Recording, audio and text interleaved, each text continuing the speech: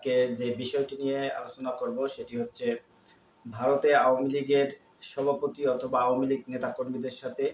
S A Alam গ্রুপের একটি বৈঠক হয়েছে এবং সেখানে বাংলাদেশে অস্থিতিশীল করার জন্য ২,৫০০ কোটি টাকা তাকে বরাদ্দ দেওয়া হয়েছে এবং আরো ২,০০০ কোটি বা ২,৫০০ কোটি টাকা দেওয়া হবে এমন একটি খবর গণমাধ্যমে এসেছে এবং বিএনপির মহাসচিব মির্জা ফখরুল ইসলাম আলমগীর তিনি আজকে এই কথাটি বলেছেন।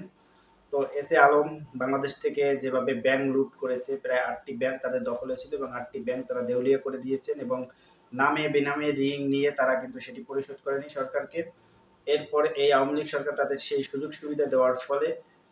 এখন আবার সেই আওয়ামী লীগের কাছাকাছি আসার চেষ্টা করছে এবং দেশে অস্থিতিশীল করার জন্য এবং আওয়ামী লীগকে দেশে আনার জন্য তারা পায়তারা করছেন এবং তাদেরকে টাকা ইনভেস্ট করছেন। তো সেই এস এ আলমকে আবার আমরা ৫ই আগস্টের পরে দেখেছি বিএনপির এক নেতা, শীর্ষ নেতা তার গাড়ি ব্যবহার করছেন এবং তাদের শেল্টার দিচ্ছেন, তাদের সবাইকে শেল্টার দিচ্ছেন এবং তাদের ব্যবসা বাণিজ্য এখন হয়তোবা দেখাশোনা করছে। তো সেই তাদের টাকা দিয়ে আবার এই দেশ অস্থিতিশীল করতেছেন এবং বিএনপির অনেক নেতার নাম এসেছেন যে আওয়ামী লীগের যত ব্যবসা বাণিজ্য আছেন তারা দেখভাল করছেন এবং সেখান থেকে যে প্রফিট সেটা কিন্তু আবার আওয়ামী লীগ নেতারাই পাচ্ছেন। তো সেই টাকা দিয়ে কিন্তু আবার দেশে অস্থিতিশীল করা হবে এমনটি কিন্তু খবর। এর আগেও আমরা একটি দেখেছি গেরিলা প্রশিক্ষণ এবং ভারতে এখনো নাকি তাদেরকে ট্রেনিং করানো হচ্ছে, তাদের নেতাকর্মীদের কিভাবে তাদের নেতাকর্মীদের ট্রেনিং করানো হচ্ছে এবং বাংলাদেশে কিভাবে অস্থিতিশীল করা যায় এবং বাংলাদেশে আওয়ামী লীগ কিভাবে কামব্যাক করবে এবং আগামী নির্বাচনকে টার্গেট করেই কিন্তু তারা এবং নির্বাচন যাতে নেওয়া হয় সেটাই কিন্তু টার্গেট করেছেন। নির্বাচনের আগে হয়তো কোনো অনাকাঙ্ক্ষিত ঘটনা বাংলাদেশে ঘটতে পারে এমন আশঙ্কা রয়েছে এবং তারা নির্বাচনকে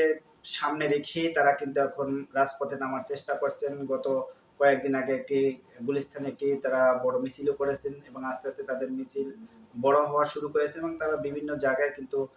কোনো এক সময় গাজীপুরে এখন আবার নারায়ণগঞ্জে ঘাঁটি গেড়েছে এবং বাংলাদেশের বিভিন্ন জায়গা থেকে কিন্তু তারা গিয়ে নারায়ণগঞ্জ এবং গাজীপুরে বা অন্যান্য আশেপাশের জেলাগুলোতে অবস্থান করছেন এবং সুযোগ হলেই বা তাদের যে কর্মসূচি সেটির যে তারা যে কর্মসূচি পালন করবেন অথবা তাদের দলীয় দলীয় কমান্ড থেকে অথবা দলীয়ভাবে যে ঘোষণা আসবে বা রাজনৈতিকভাবে যে ঘোষণা আসবে সেটি কিন্তু সফল করার লক্ষ্যে তারা রাজধানীর বিভিন্ন জায়গায় অথবা রাজধানীর আশেপাশে যে জেলাগুলো আছে সেখানে অবস্থান করে আসছেন এবং সারা বাংলাদেশ থেকে তাদের সেই ক্যাডার বাহিনী কিন্তু ঢাকায় অবস্থান করছে। গোয়েন্দা সংস্থা এসবি অথবা ডিজিএফআই এনএসআই যারা আছে তারা কিন্তু সরকারকে হয়তো সঠিক তথ্য দিচ্ছেন না এবং তারা অনেক ক্ষেত্রেই এখানে আইন শৃঙ্খলা রক্ষাকারী বাহিনীর নাম এসেছেন ঊর্ধ্বতন কর্মকর্তা সচিব থেকে শুরু করে সবাই কিন্তু আওয়ামী লীগকে শেল্টার দেওয়া আওয়ামী লীগকে ফিরিয়ে আনার জন্য কিন্তু চেষ্টা চালিয়ে যাচ্ছেন এবং পুলিশের ভেতর থেকে অথবা ডিজিএফআই এনএসআই এর ভেতর থেকেও কয়েক একটি অংশ কিন্তু তারা সেই সফলতার মুখ দেখার জন্য কিন্তু সরকারকে অসহযোগিতা করছেন এবং আওয়ামী লীগকে সাপোর্ট করে যাচ্ছেন এবং তাদের সাথে যোগাযোগ স্থাপন করছেন এমন কিন্তু খবর রয়েছে। সে কারণে কিন্তু সরকারকে কোনো সঠিক মেসেজ দেওয়া হয়নি। এখন প্রশ্ন হলো যদি সেটাই হয় এস এ আলম এই কাজটি করে থাকে, এস এ আলম কিন্তু বাংলাদেশের ব্যাংক লুটেরাদের মধ্যে মাফিয়া এবং বিভিন্ন এই ব্যাংক লুটের মাধ্যমে যে অর্থ সেটা কিন্তু বাংলাদেশ থেকে পাচার করেছেন এবং পাচারের মাধ্যমে বাংলাদেশের অর্থনৈতিক যে ভঙ্গুর অবস্থা সেটার জন্য কিন্তু তারা অনেক অংশই দায়ী। তারপরেও সরকার কেন এস এ আলমের বিরুদ্ধে ব্যবস্থা নেওয়ার কথা বললেও এস এ আলম কিন্তু দেশ ছেড়ে পালিয়ে রয়েছেন, তারপরেও কিন্তু তাদেরকে হুঙ্কার দিচ্ছেন এবং বিভিন্ন সময় সেটি আমরা লক্ষ্য করছি। এখন প্রশ্ন হলো বাংলাদেশের যে বিভাজনের রাজনীতি যেটি শুরু হয়ে গেছে এবং ৫৪ বছরের এই রাজনৈতিক ইতিহাস প্রেক্ষাপট এই বাংলাদেশের ৫৪ বছরে মুক্তিযোদ্ধার চেতনা বিক্রি করে যেসব রাজনৈতিক দল ব্যবসা করে আসছে সেই যারা বলে আমরা মুক্তিযোদ্ধার পক্ষে কিন্তু তারাই কিন্তু আবার টাকা পাচার করছে বাংলাদেশ থেকে, যে বাংলাদেশকে ধারণ করে সে কিভাবে টাকা পাচার করে এটি কিন্তু প্রশ্ন।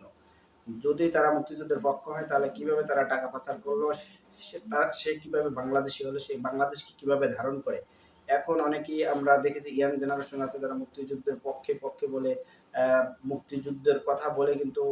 মুক্তিযুদ্ধের পক্ষে বলেই কি আপনি সব ধরনের অপরাধ আপনার জায়েজ হয়ে যাবে কিনা এবং মুক্তিযুদ্ধের পক্ষের কথা মুক্তিযুদ্ধের পক্ষে শক্তি বলে কি বাংলাদেশে যত অকারেন্স করা হবে সেটি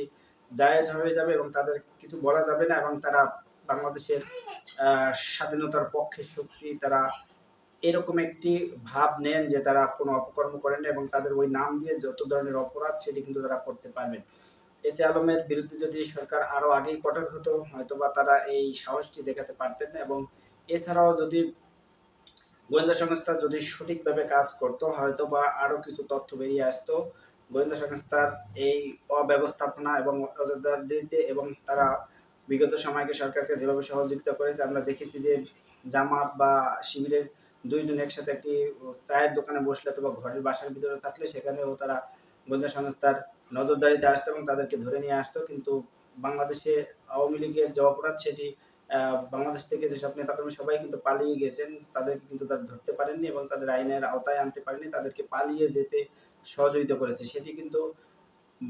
এই অন্তর্বর্তীকালীন সরকার এসে কোনো ব্যবস্থাই করতে পারলেন না এবং কারা করেছেন, কারা কিভাবে গেল এবং সেই সরকার আসার পরেও কিন্তু তারা গেছে। তো সবকিছু মিলিয়ে বাংলাদেশের রাজনীতিটি এখন মির্জা ফখরুল ইসলাম আলমগীর যেটি একটি অভিযোগ করেছেন, তিনি একজন বয়োজ্যেষ্ঠ রাজনীতিবিদ এবং আমরা দেখলাম যে ভারত থেকে এসে সালাউদ্দিন সাহেব বিএনপিকে যেভাবে রিপ্রেজেন্টেটিভ করছেন বা বিএনপির প্রতিনিধিত্ব করছেন, এখন বিএনপির সবকিছুতেই কিন্তু সালাউদ্দিন হামিদি সবকিছু, কিন্তু বাংলাদেশের থেকে যারা রাজনৈতিক বা গণতন্ত্রের জন্য সংগ্রাম করেছেন এবং মির্জা মহাসচিব কিন্তু কয়েকবার জেলেও গিয়েছেন, তিনি কিন্তু রাজপথে অনেক হেনস্থারও শিকার হয়েছেন। তারা কিন্তু এখন পিছনের সারিতে চলে গেছেন এবং আমাদের সালাউদ্দিন সাহেব কিন্তু এখন সামনের কাতারে চলে আসছেন এবং সামনের কাতারে থেকে বিএনপিকে লিড দিচ্ছেন। সেখানে বিএনপি কি ধরনের আসলে ভূমিকা পালন করতে পারবে এখন বিএনপির ভেতরে, এবং বিএনপি যদি সামনে নির্বাচনে ক্ষমতায় আসে তারা কতদিন ক্ষমতায় থাকতে পারবেন, যেভাবে তারা আওয়ামী লীগকে প্যাট্রোনাইজ করছেন এবং আওয়ামী লীগকে শেল্টার দিচ্ছেন, আওয়ামী লীগের ব্যবসা বাণিজ্য দেখছেন, সেই আওয়ামী লীগই কিন্তু আবার যখন কামব্যাক করবে তখন কিন্তু বিএনপিকে আবার তারা ক্ষমতা ছাড়া পারবেন এবং গণতন্ত্রের যে শূন্যতা,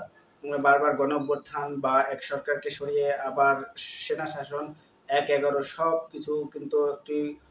হযবরল অবস্থা হয়ে যাবে বাংলাদেশে এবং বারবার কিন্তু একটি গণতন্ত্রের কথা বলে ইলেকশনের মাধ্যমে একটি সরকার গঠন করার কথা থাকলেও ইলেকশন আসার আগেই কিন্তু যে দল ক্ষমতায় থাকবে একটি তালবাহানা শুরু করেন, তারা ক্ষমতায় থাকার জন্য হয়তো নিজেরাই ক্ষমতা থেকে ইলেকশন দেওয়া অথবা তত্ত্বাবধায়ক সরকার বাতিল ব্যবস্থা, বা এখন যে তত্ত্বাবধায়ক সরকার নেই সেটি কিন্তু এখন আবার কথা উঠছে না, যে আওয়ামী লীগ সরকার যেটি করে গেছেন তারা তত্ত্বাবধায়ককে বাতিল করে তাদের আন্ডারে যে নির্বাচনগুলো করেছেন এখন আবার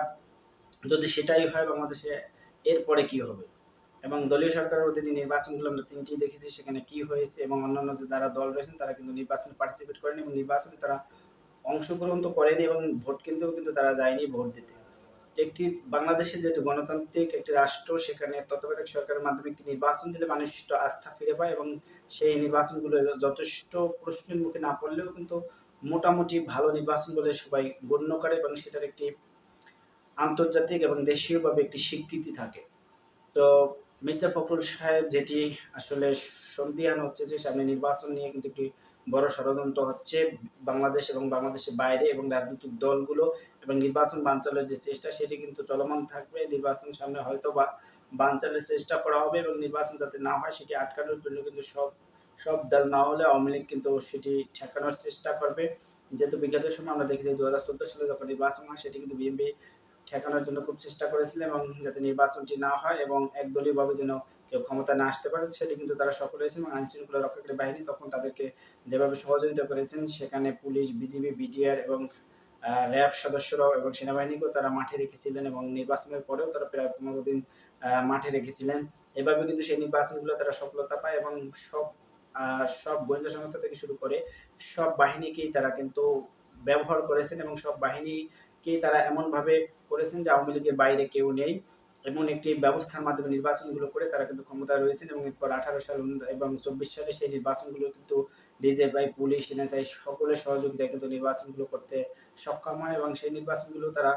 পার করতে এবং ২০২৪ এর নির্বাচনটি পার করেছেন এবং তারা ক্ষমতায় বসেছিলেন। তারপরে কিন্তু ১ বছর এর মাথায়